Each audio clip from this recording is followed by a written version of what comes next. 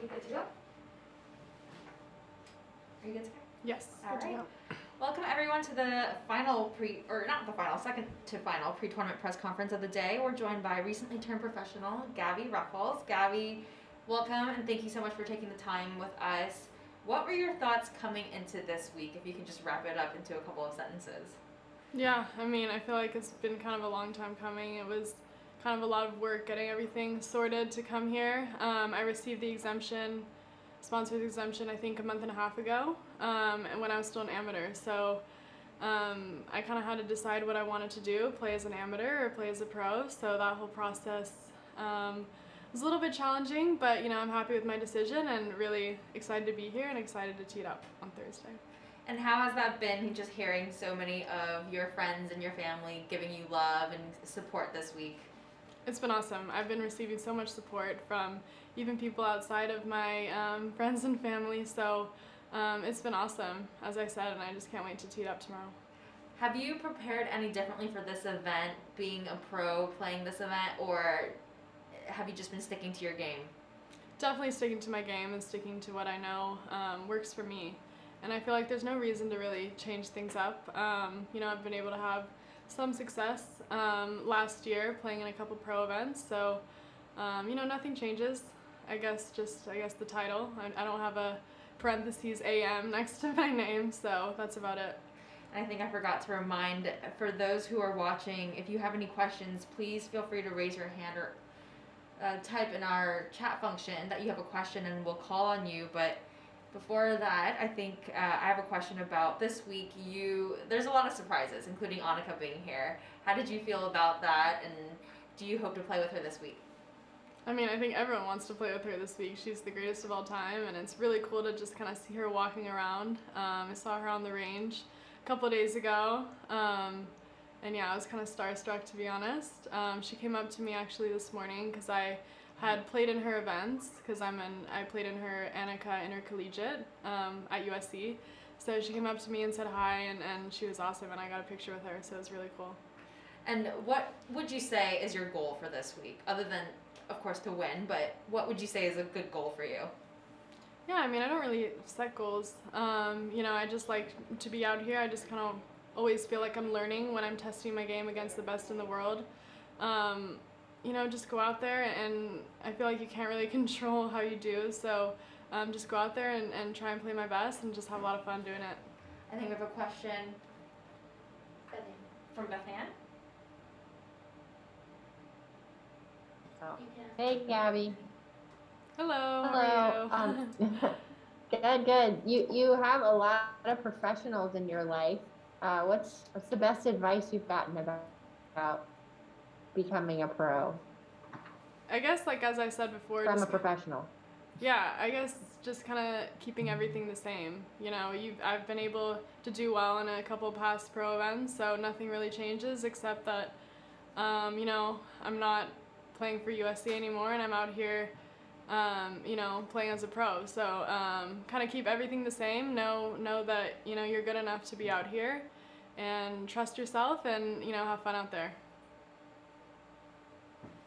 And then speaking of icons along the lines of Annika, I saw that you met Billie Jean King for the first time. What was that experience like, and any good stories between her and your dad that you could share? Yeah, so that was awesome. She was in the desert for a little bit, and my parents have a place out in the desert.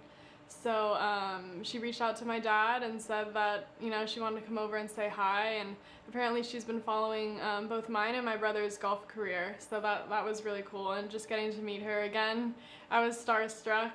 She's been such a pioneer in the women's sporting industry, I guess, and it was really cool to hear her stories of how she got to where she is, and she's so passionate about really elevating the women's game, not only tennis, but other sports too, and she really wanted even to ask me about women's golf and, how that could be improved, and it was just awesome. I've heard her name and didn't really get to meet her before a couple weeks ago, so it was really cool to finally get to know her.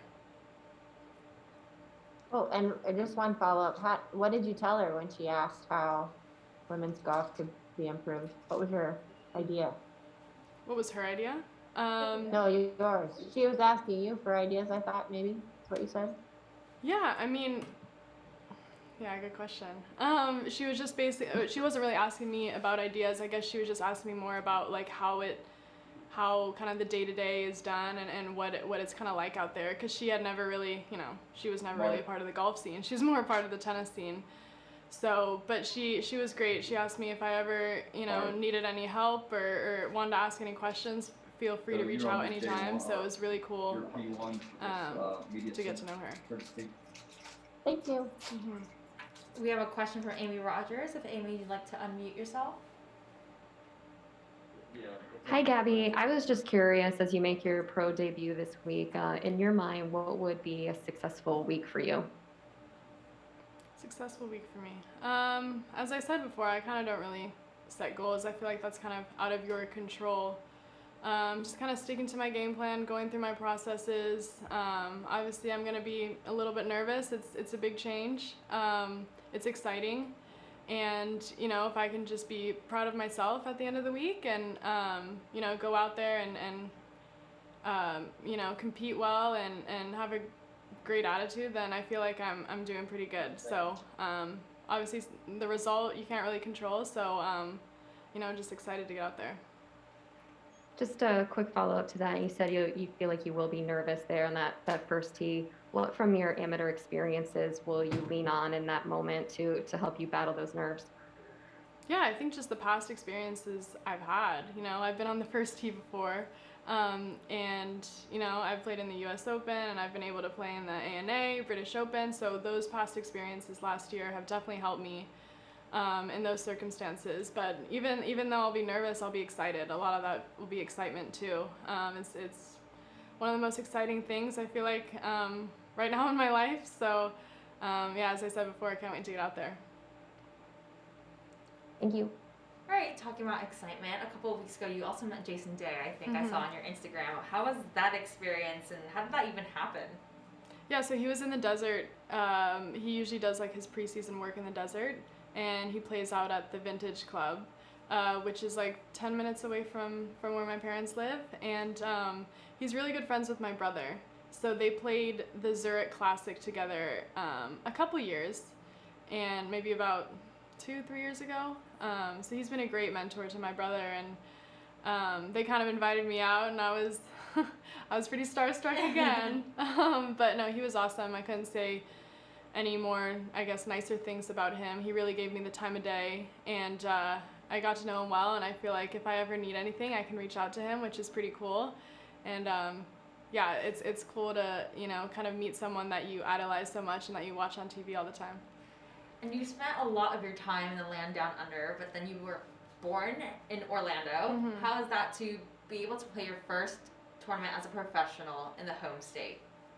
Yeah, no, it's really cool. I've never really considered Florida, I guess, my home state, but I was born here. We moved when I was, I think, like a year old, so I didn't really remember it, but I do spend a lot of time out here. I recently just joined Alworth Country Club, which is the sister club to here. So, I mean, it does feel like home. I'm staying with my brother, who lives in Windermere. So, I mean, it's nice to just kind of be around family, and we'll call it a home event. If no one else has any questions, the course and just playing here at a sister course, how is it playing, and do you feel really comfortable around these conditions? Yeah, Lake Nona is awesome. I had actually never played here before. I was always out at Alworth, but I had heard so many great things about it, and I couldn't say any more great things about it. The course is in great condition. It's going to be a really good test. I mean, I couldn't say any more great things about it, and I can't wait to get at it tomorrow. And as a professional, you've got to be thinking about the Aon Risk Reward Challenge and the 15th hole, and how is that playing, and do you think you would, take any risks on that hole? I don't even know about it. Oh, I just learned about it the other week too, but the Aon Risk Reward is, the more, if you, like, how does it exactly work? But basically the rewards, it is if you take the risk and then you at the end of the year, the average player with whoever took like the most risk and the lowest score will win $1 million. Oh. So that's like as a professional. Oh, is it like every event there's a hole? Yes, there's every event there's a hole, and it's the Aon Risk Reward for our sponsor. And the player with the lowest average will win $1 million at the end of the year. That's so really cool. This event, it's the 15th hole. Mm-hmm. So we were just wondering, we've been asking players how they might approach the 15th hole if they've been out there on the 15th hole, and if they think that they would take a risk on that hole. 15. Oh yeah, that's a great hole. Par 5. Yeah, I think it's hard. It's hard to tell. I feel like there's so many factors that go into it: wind, where you're at in the tournament, how you're doing. But I generally am pretty aggressive player, and I do like, if I can reach it, I'll probably go for it.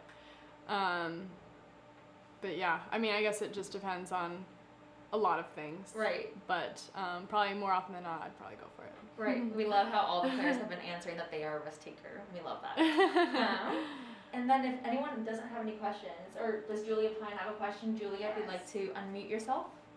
I do. Thank you. Hey, Gabby. Hello.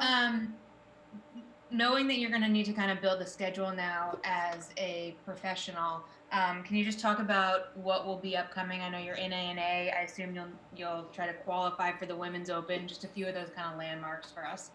Yeah, so I have this one, and then I have the ANA, which is early April, and then I have a Symetra event, the Copper Rock Championship in Utah, which I think is a couple weeks after the ANA. So at the moment, just have those 3, but I'm waiting on a couple other tournaments. I think they put me on the reserve list or something like that for a sponsor exemption. But yeah, at the moment, I'm just kind of relying on sponsor exemptions because I don't have any status anywhere. So yeah, I guess I'll take whatever I can get.